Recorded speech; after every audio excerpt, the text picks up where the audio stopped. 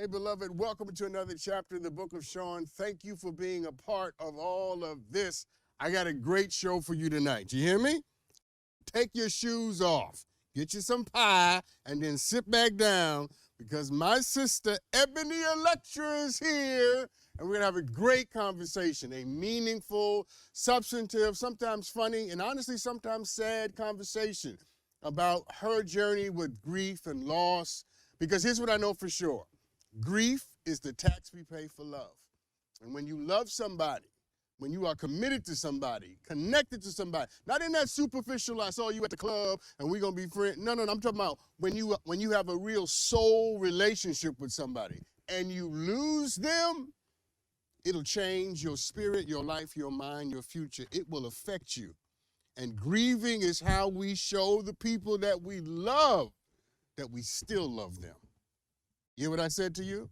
That grieving is not unnatural. It is not something we should avoid or run from. We should learn how to embrace it, how to welcome it as a friend that reminds us of the great soul that has preceded us into death.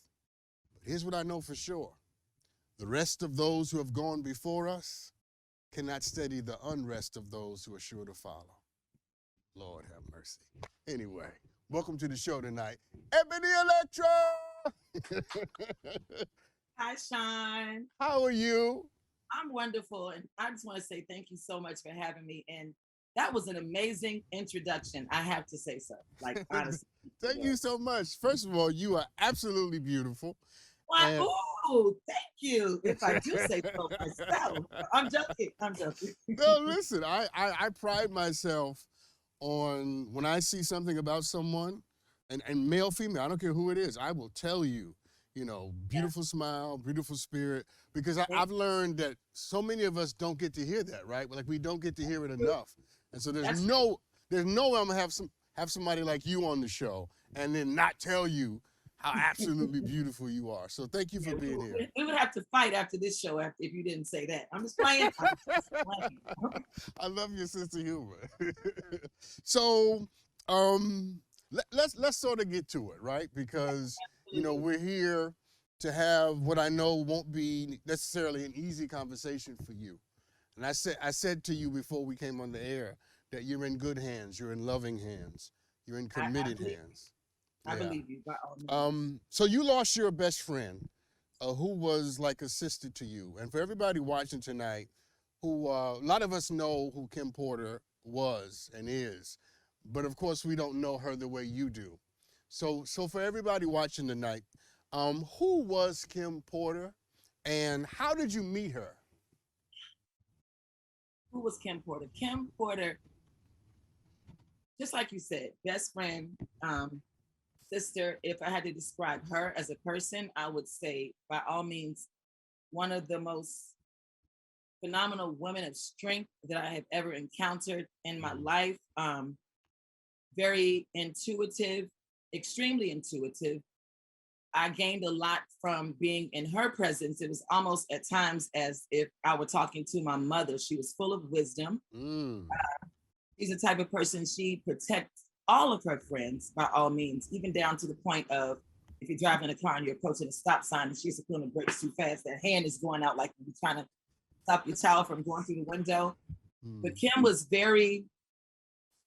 she was really a force to be reckoned with, if I could say that. She had Mm. this immense beauty that, honestly speaking, no matter what, 365 times a day is a year, whether she was sick, whatever, it was just there, it radiated, and she never said anything that was not really profound at Mm. all.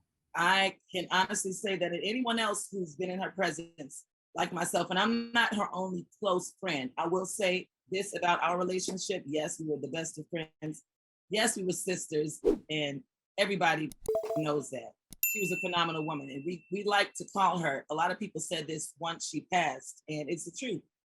They were like, Kim was so graceful. She was really, I mean, I hate to say it like that, but like a black Queen Diana, Mm. by all means, Princess Mm. Diana, by all means, Mm. Well, graceful, just I'm so extremely glad I graceful. asked you that because I never had the privilege to meet her or to know her. Yes. And we Yeah, only get what we get on social media and in the media about her life, her passing, and all of that. yeah. But you've given me a whole rich understanding of the gravitas of this woman.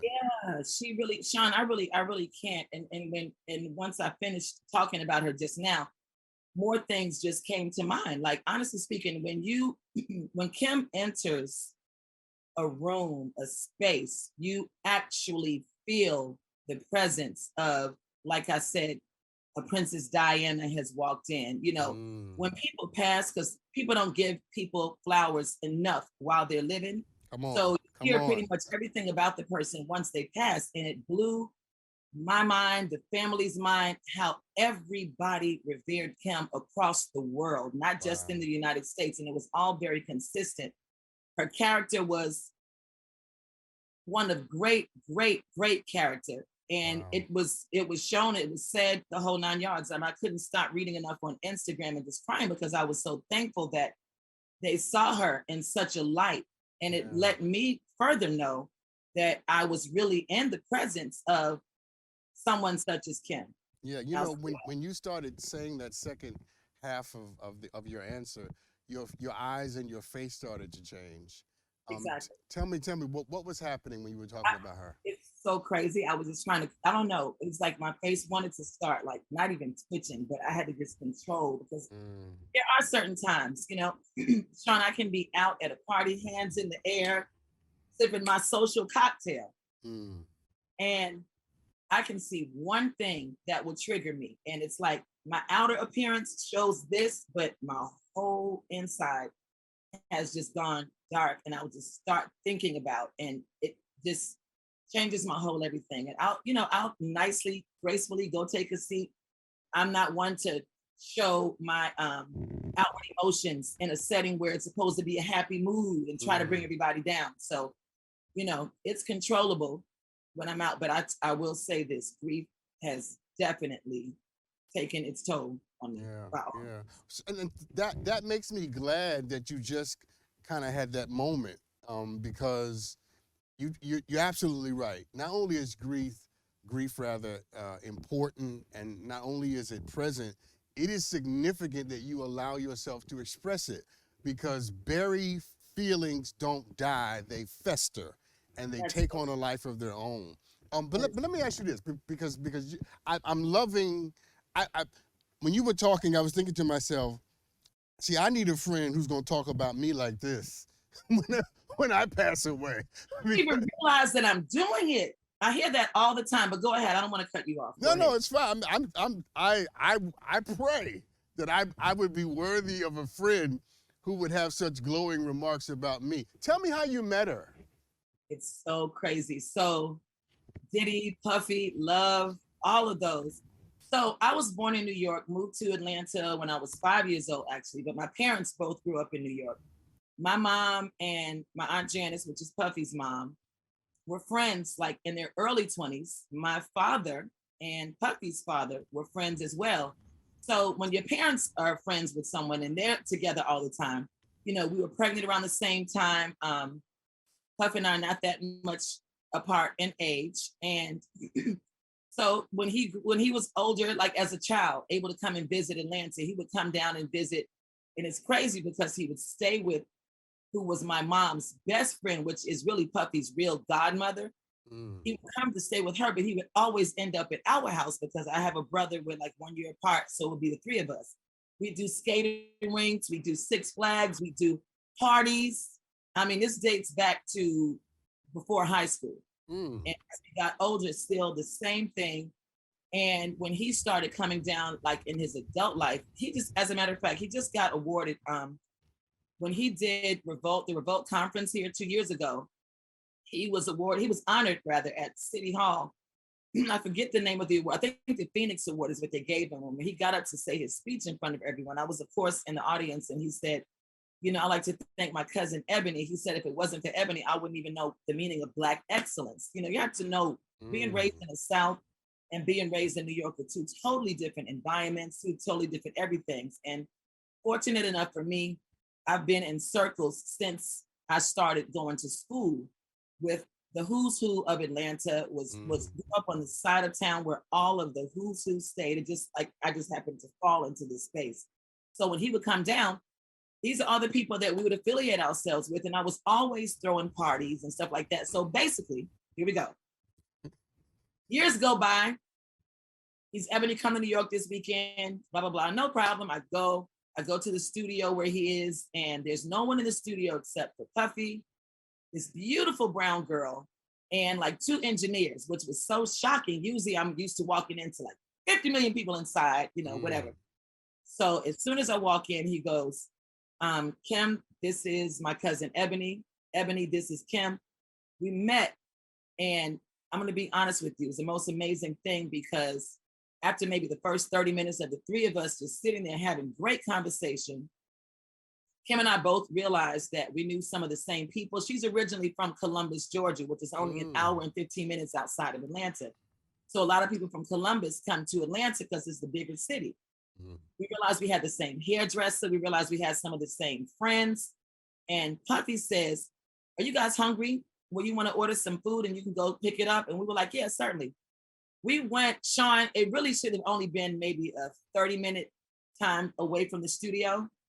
We were gone for like 2.5 hours. We ate food in the car.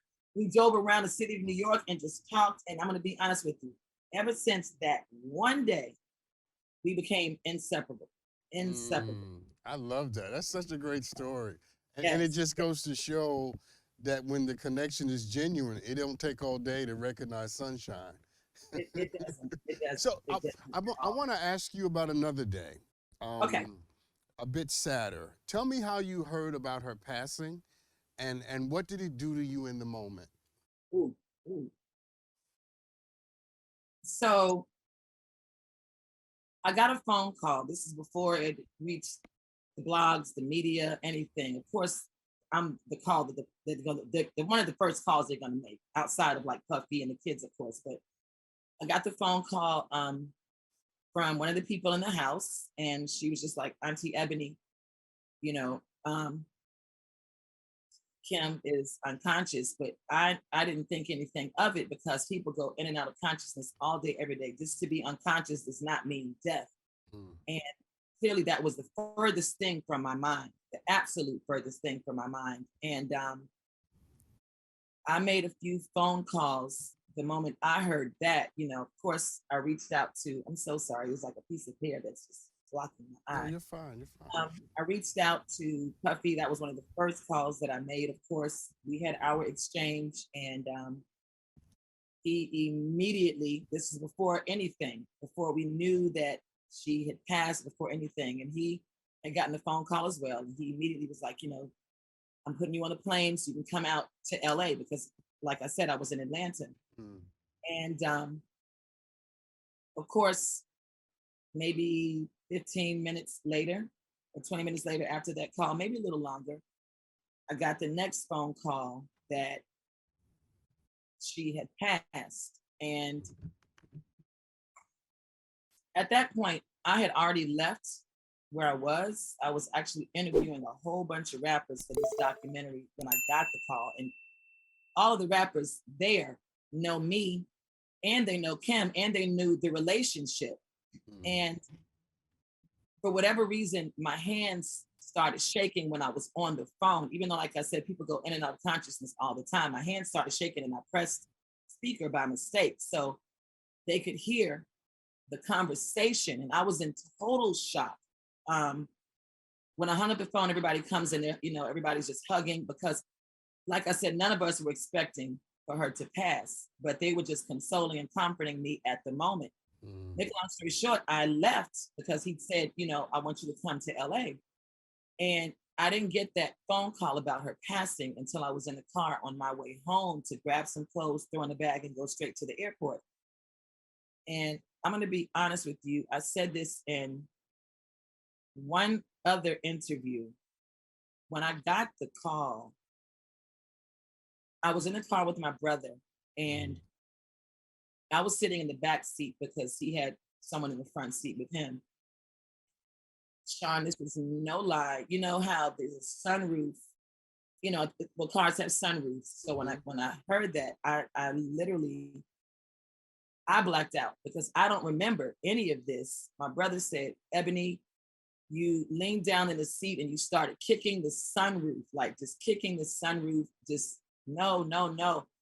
So much that he pulled the car over on the side of the road and Mm. he reached in the back, got me out and was just trying to hold me. And people thought that we were fighting. And people started pulling over on the side of the road because I've literally just lost it at this point. And he had to reassure them, no, she just, lost her sister. And Mm. they understood, and people were just like, just right there in that moment, just praying. And Sean, I, I freaked out. I blacked out. And as I remember, and as I came to my brother, I don't remember any of that. All I remember Mm. is receiving the call, and the next thing I remember is coming in my house and packing my clothes. I don't remember any of the blackout whatsoever. Wow. Yeah, Wow. Listen. Mm. Yeah. I got to take this break, but I'm sure. I'm yeah, sure. but whoo, that was absolutely riveting. It, And it and really was. it It really, really was. and I, Go ahead. I'm just wondering, just quickly, how does it feel for you to talk about that right now? Like what feelings come up? Because It, I see them in your face. you know, as I'm having this conversation right here, just specifically about what happened, all I did was really replay everything in my mind, and all I could hear were the screams in real time and the sobs on the other end of the phone. And then I'm not going to Mm. lie, you know how people say when you're about to experience death, your life flashes in front of your eyes? Mm. That's happened to me before. Of course, I didn't pass away, but as we're talking and I was telling that story, I promise you at least 20 memories of different things that we've done in our past just have all just Yeah. flashed. Well, And that's a great place to stop because I'm going to ask you about some of those memories when we come back. Listen, everybody, don't go anywhere because this is absolutely riveting. And not because it's sad, but because you can feel the love, you can feel the devotion, you can feel what it feels like to love somebody and to have, most of all, somebody love you back. We'll be right back. Don't go anywhere. Welcome back, everybody. So, listen, powerful, powerful conversation thus far. And we've all learned some things about Kim Porter that we could not have learned any other way, except that we were in the presence of someone who knew her and loved her. That's the benefit of talking to people who have a firsthand account, as opposed to talking to people who never know the person or knew the person rather that they're trying to talk about. That's the power of this moment. Ebony Electra comes to this moment with authenticity, and she comes with moral authority, and you can feel it through the screen. Ebony, here, listen, I'm listen. here.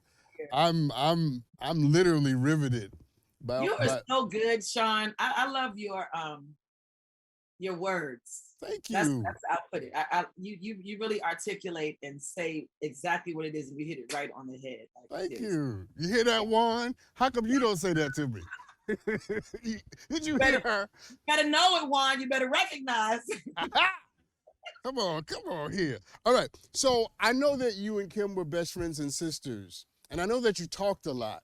But is there anything that you wish you had said to her more? Not that you didn't say it, but is there anything you wish you had said more to her?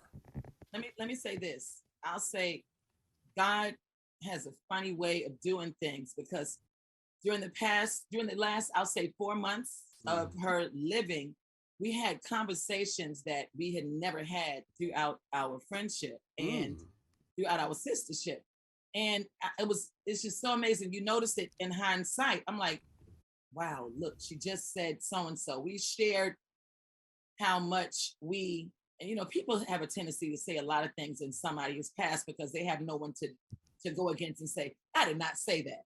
But I'm very Right. truthful in what it is that I'm saying. And what I'll say is we talked about just our relationship, period. Because Kim and we've been friends. I met Kim, I was in my early 20s. And we may have had two falling outs throughout that entire time. What humans don't. And I say Yeah. this, either you're gonna return from a falling out as friends and grow stronger, or you will never come back together.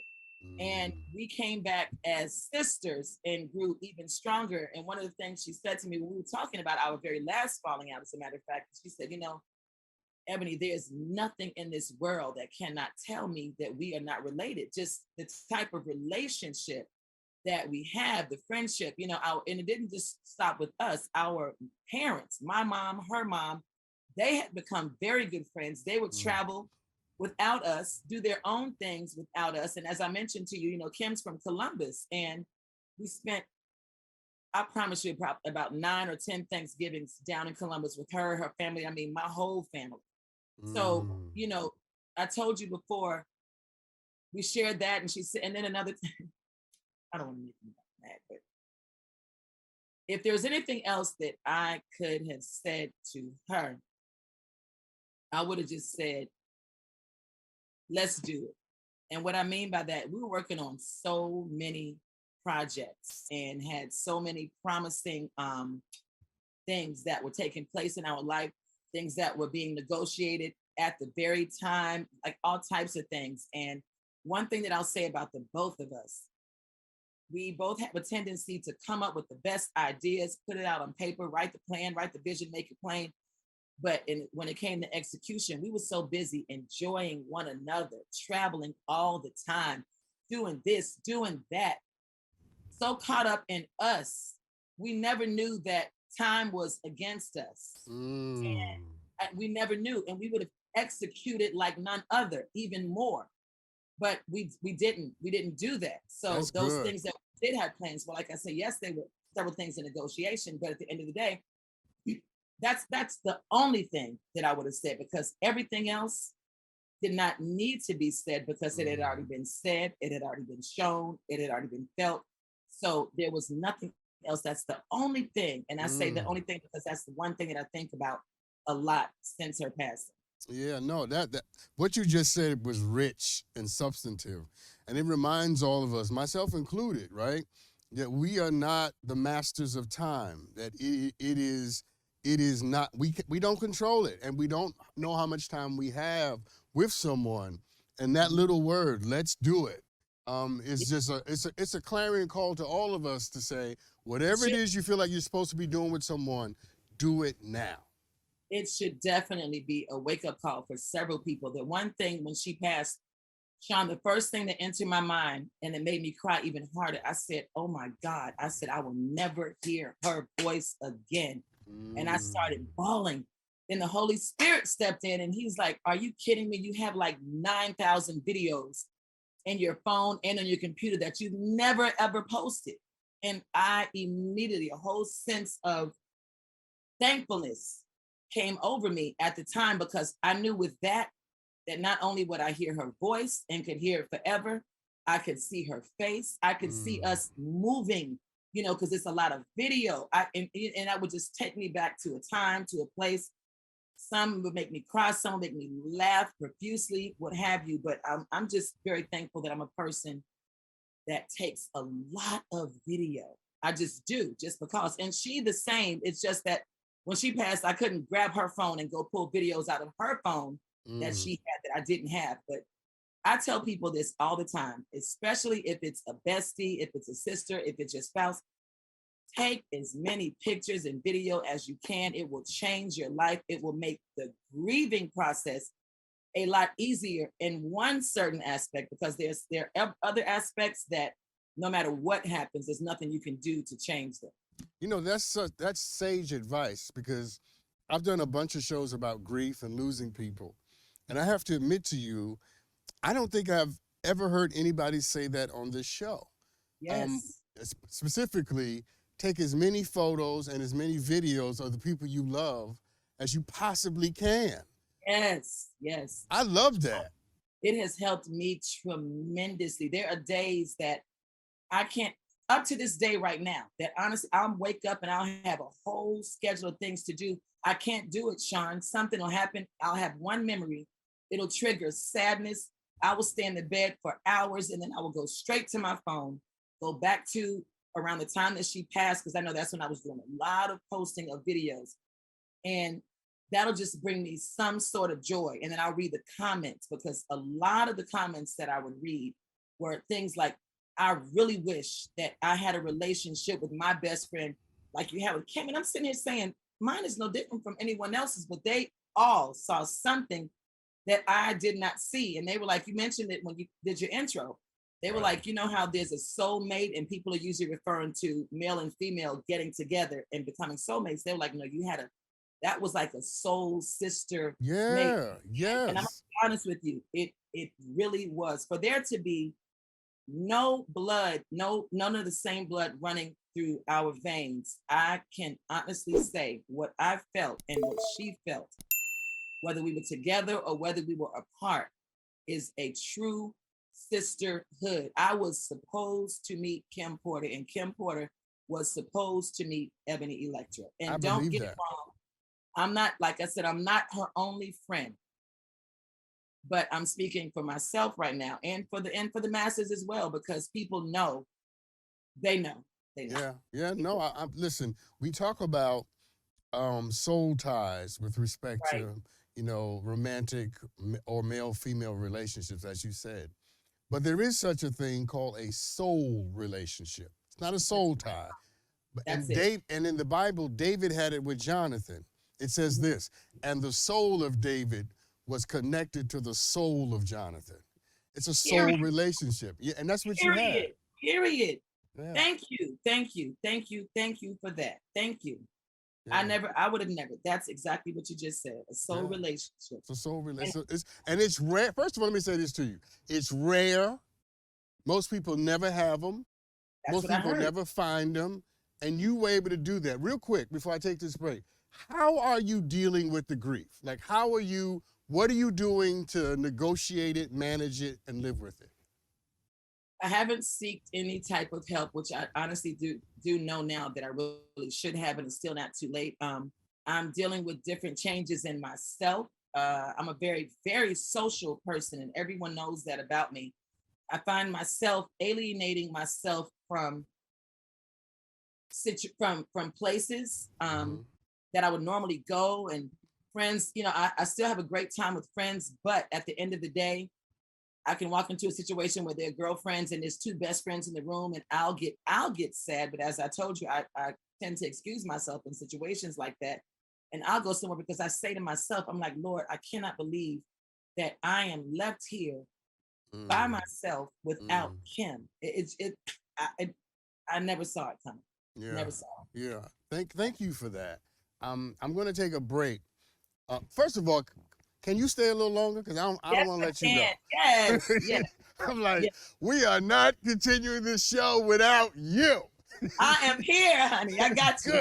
Good, good, good, good. Because there's something that I want to say to you about that little scenario you just gave us. Because I have a technique for that. That I think is going to help you manage your way through those difficult moments when you see what you used to have. Right? I got something for that. When we come back, I'm going to give it to my sister, and I'm I hoping appreciate. and praying that she can receive it. All right? Don't y'all go nowhere because y'all want to hear this too. We'll be right back. All right, welcome back, everybody. I'm having what I think to be an important and amazing conversation with Ebony Electra, who is my new sister. I'm telling you right now, I'm not letting her go.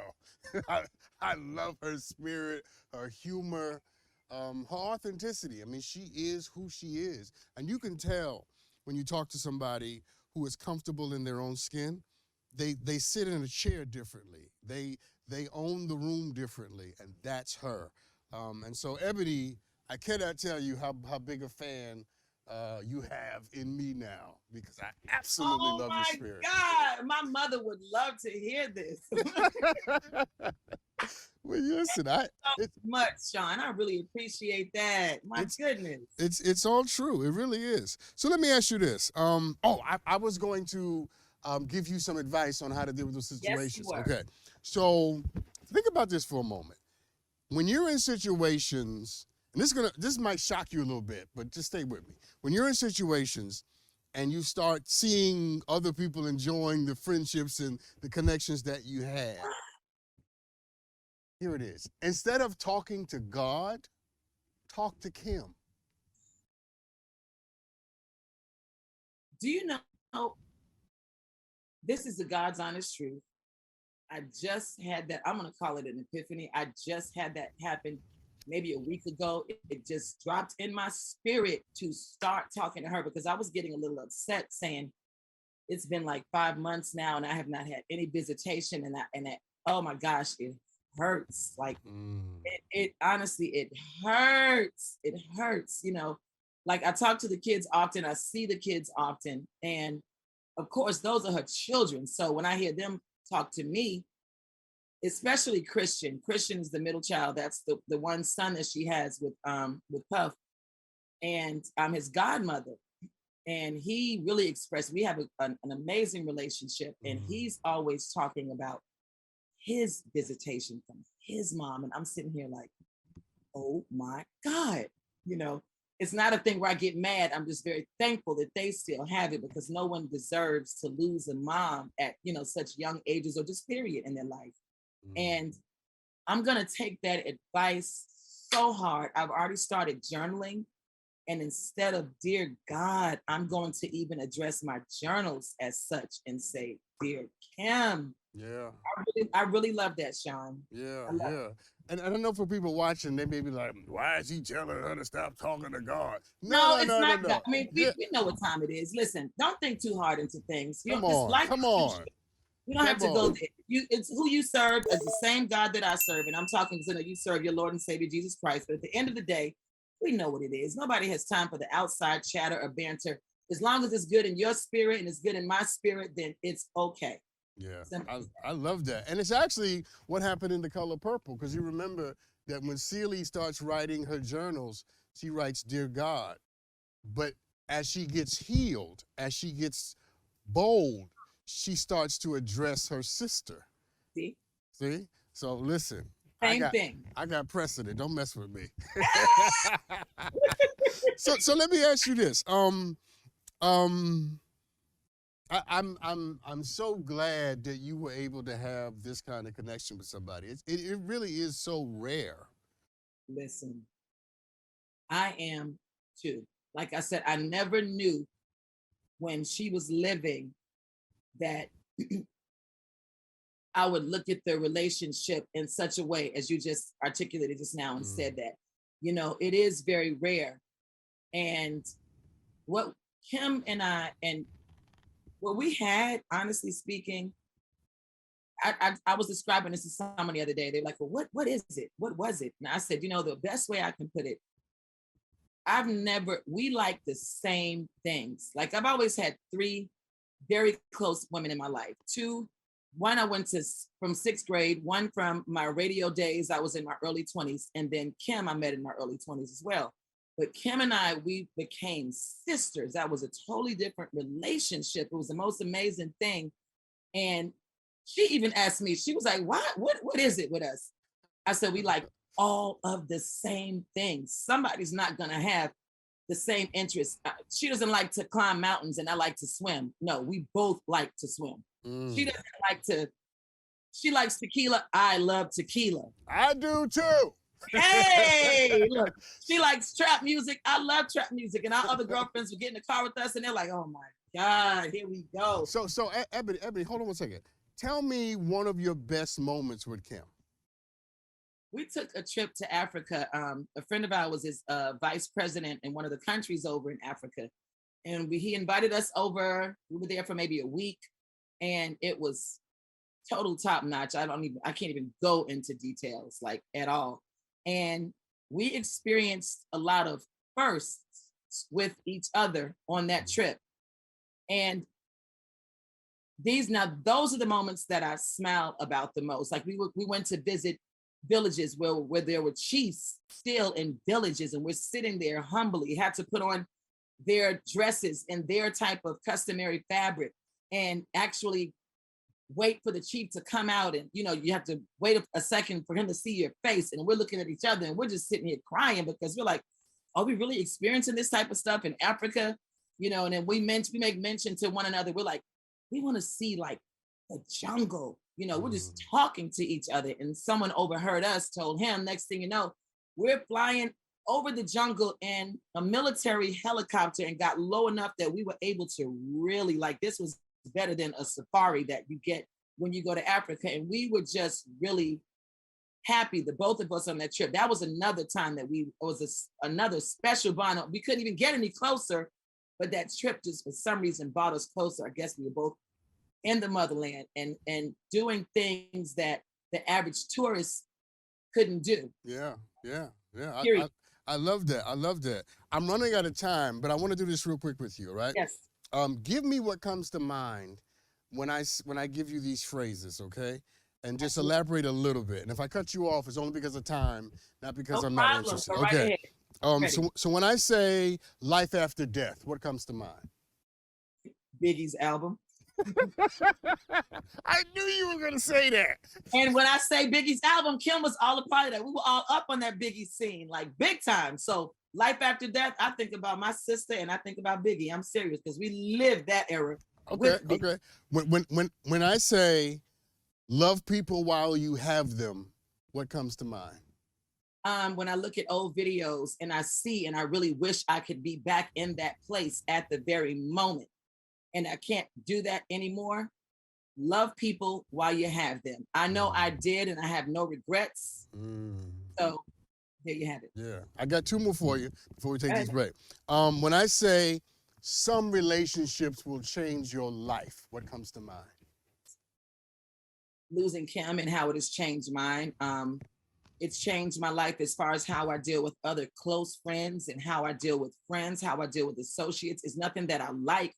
I feel like there's a grip or something that is on me up to this day that stops me from moving forward, building relationships and building friendships and not being as social as I once was. And I feel like I flake out on people a lot, and it's not really a flake, it's that grip. It has actually changed me. You know, certain things about her passing has absolutely changed me, made me a totally different person. And I pray daily for God to release this grip from me. I'm not going to say and restore my joy because that never left. The person that I am never left, but there's a part of me that when Kim passed, it just went away. And I work hard daily to get that back. All right, here's my last one. When I say Kim Porter, what comes to mind? Oh my God, I just see pictures. I just see smiles. That's all I see because she smiled. She smiled a lot. Her smile is extremely memorable. So if someone says her name, see, you just put that picture on the screen and I'm just like, there it is. It's that smile. And I just think about her and just all the memories. And I'm just thankful, Sean. Yeah. When you say Kim Porter, I'm thankful that I was a part of who Kim Porter was. I was a part of her life. And I will be part of her legacy. Yeah. Listen, I'm out of time, but that's exactly what I wanted my last word to you to be. That grief is the expectation of love when loss is present. But you have something additional. You have another obligation, gratitude. That you had something that most people will never get. And every day going forward, you've got to sit first in gratitude. And then do what you did tonight or today is let the rest of us into that powerful connection so that those of us who've never had it can hear it, and those of us who do have it can be reminded of how special it is. Tell this story every chance you get. How about that? I appreciate that. I really do. And I will. And I can't wait to see you when you come to Atlanta. Yes. And, let's live it up. I would love to have this conversation in your face. I love it. This was great, Sean. And I'm so appreciative again. And thank you so much for having me on the Book of Sean, honey. It was Listen, we're going to have you back. Video lecture, everybody. When we come back, we're going to do some aha moment, because I had a big one, a few of them in this conversation. I'm going to tell you about one that I had, and I think we might squeeze in at least one Ask Dr. Sean right after this. Welcome back, everybody. Hailey, let's do an aha moment. Thank you, my brother, Hailey. So, a lot of aha moments in that conversation. She was riveting and amazing and authentic and powerful. And that's like at the low scale of what that conversation was like. Some of it there are no words for. And a lot of it is because the relationship was real and genuine and impactful. And here's the aha moment. Build relationships that you can stand on even when one of you happens to no longer be here. Reject superficial connections. Learn how to get to the place where you say to people, if we can't be real, if we can't really be real and authentic and just connected, then I don't want to do this. Too many people settle for inauthentic connections. And then we fail to understand that not every connection deserves to be a relationship. See, what Kim and Ebony had was a genuine relationship, a sisterhood. And I want that for you. I want it for me. I want to be connected to people that I can be myself with. And that's what you should want for yourself. And don't allow anybody to make you settle for less, because you deserve to be loved. All right, Harley, let's do some Ask Dr. Sean, man. Play the bumper. You guys always send me great videos. Let's take a look at this one. Hi, Dr. Sean. My name is Naisha from New York. My question is, how do you create boundaries with family members that don't respect your life choices? Thank you. Oh, somebody must have told you I'm the boundary king. I will draw a boundary for you quicker than you can say your last name. And it doesn't matter who the boundary needs to be set for, okay? I have no distinction or there's no difference to me from family, friends, co-workers, or so. It doesn't matter.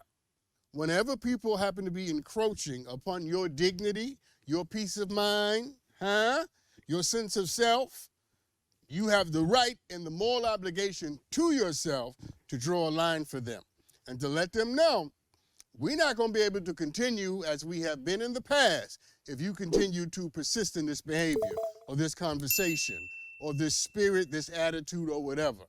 And it's as simple as letting people know that you've had enough, that you really care about them and you'd love to have a future with them, but you are not going to have a future on these terms, right?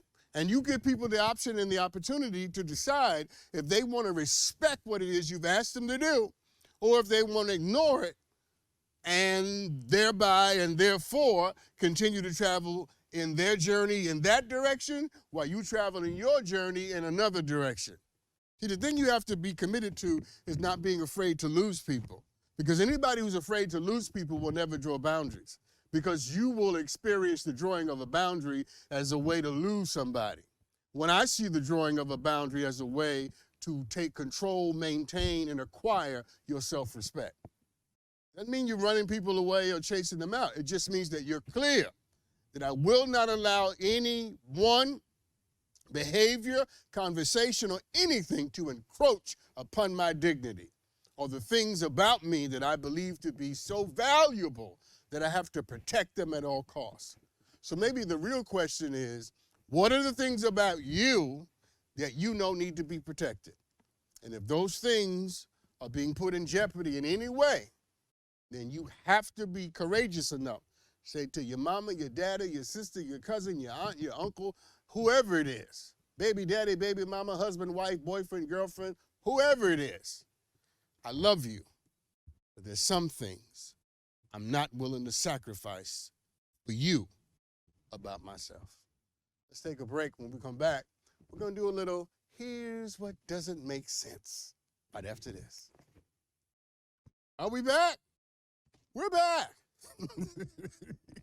Nobody counted me in. What y'all doing up there? Listen, we do a little segment around here called Here's What Doesn't Make Sense. Play the bumper, Hailey.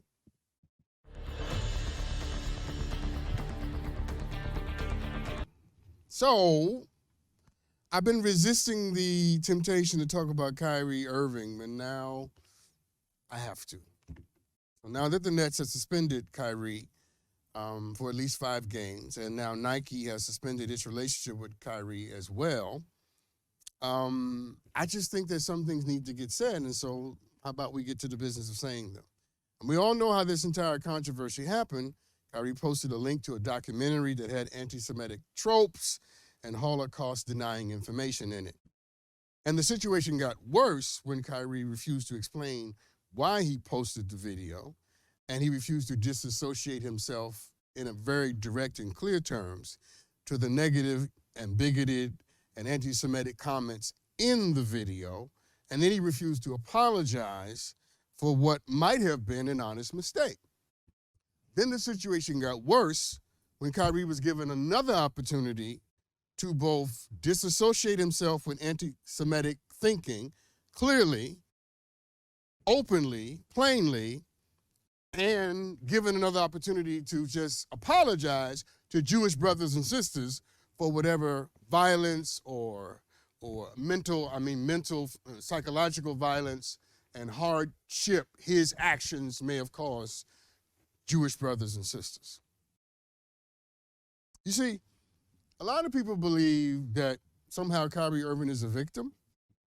I mean, the truth of the matter is he's not. Nobody told Kyrie Irving to post this video, and nobody told Kyrie Irving not to want to explain it, and nobody told Kyrie Irving not to say, I'm sorry. Because that's all he had to do was say, I'm sorry. You see how simple that was? I'm sorry. I didn't mean to offend my Jewish brothers and sisters because that's not the kind of human being I aim to be or want to be. And anything in this video that suggested that I'm an anti-Semite is not in line with my perception of myself or my spirit or my intentions with respect to anybody. See how simple that was? How much did that cost me? How much time did that take me to do that? Absolutely none. Except the difference is I'm not so full of myself and I'm not so committed to the proposition of being, a hero, while at the same time being a victim, that I can't apologize. You see, if I said something on the show that offended the entire community, I would say I'm sorry for it, because that's not who I know myself to be, and I don't want to be associated with anything that would represent that kind of way of being in the world. And I know there's a small cadre of people on social media who are running around now saying Kyrie is the victim because a man should be able to like whatever video he wants to like. He should be able to post whatever he wants to post. And I even saw somebody trying to connect Kyrie Irving to Nelson Mandela's comment that I'll choose my own friends and the West doesn't get to decide who my friends would be. I'm talking about one person in particular whose name I won't mention, but there's no way in any sane negotiation that you should associate Kyrie Irving with Nelson Mandela. But putting that aside, the problem with that is this. Okay, let's say that a white basketball player posted a video on his social media saying that, number one, slavery didn't happen, and number two, lynching was a choice. Would all of you be running around saying that white basketball player should be able to post whatever he wants and like whatever video he wants to like? Because, he shouldn't, nobody should dictate who his friends should be? No, you wouldn't be saying that. You'd be acting a fool if some white basketball player was talking about slavery was a choice and lynching didn't happen. Yeah. So why is it the case that we can't say it when one of us happens to be wrong? Because, beloved, right is right and wrong is wrong. I love Kyrie, he's my brother, but when you're wrong, you're wrong. And I have to love you enough to tell you that, because that's what loving somebody means. You don't let them persist in falsehood and negativity. I will not let you be an open bigot or even have it be suggested that you're an open bigot and I care about you and not say to you, that's not acceptable. And the way you're handling it is not acceptable either. That's what love does. And anybody who won't do that for you, who will enable you in your craziness, your stubbornness, your contrarian ways, is somebody who's trying to get some clout off of your bad situation and not someone who loves you enough to tell you the truth. Let me tell y'all something, man. It's amazing to me. It's amazing to me how much some people think that the more you know, the less humble you should be. Kyrie Irving is a wonderful example of what happens when you get knowledge without humility. When knowledge comes without humility, you ultimately, inevitably, end up destroying yourself and everything you really claim to care about. Because knowledge without humility, it is the most fundamental and well-paved path to self-destruction. The more you know, the more humble you should become. The more you know, the more open you should become and realize that there's so much more to be learned. To be enlightened means that you take your high-powered intellect, and before you apply it to the people around you, you first and foremost apply it to yourself. The great souls, the Buddha, Jesus, Prophet Muhammad, go down the line, the Mahatma, Dr. King, go down the line. They first and foremost applied their great wisdom to themselves, critique themselves. And if your knowledge and information empowers you to critique everybody else, but never puts you under the light of scrutiny, then you are not as enlightened as you think you are. Yeah. I hope I won't have to talk about this again, but if I do, I promise to also mention that we are talking about somebody who seriously believed that the earth was flat. So factor that in. All right, everybody. I've enjoyed this tonight. I'm going to come back and do it again. Woo, Ebony Electra is a gift to us all. I'm grateful that she had the kind of connection she had. I want you to have it. Y'all be good to each other, okay? I'll see you next time, all right? Love the people in your life, people. All right now, guess what? I love you.